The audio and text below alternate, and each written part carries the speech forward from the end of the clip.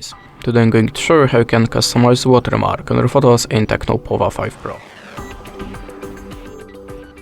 In the first step, open the camera app, now tap on the settings icon and open the customized watermarks. Now, as you can see, we can add a time watermark, city watermark with the location, brand watermark, the text watermark. If you want to add your custom text here, just click here and do it by the keyboard. Click on the accept icon to save it.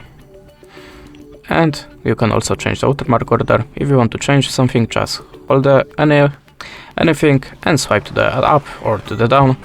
Then go back to the camera, take your photo, and now customize the watermark should appear in the left bottom corner. And this is how it works. Thanks for the watching. It was a like or a comment, and goodbye.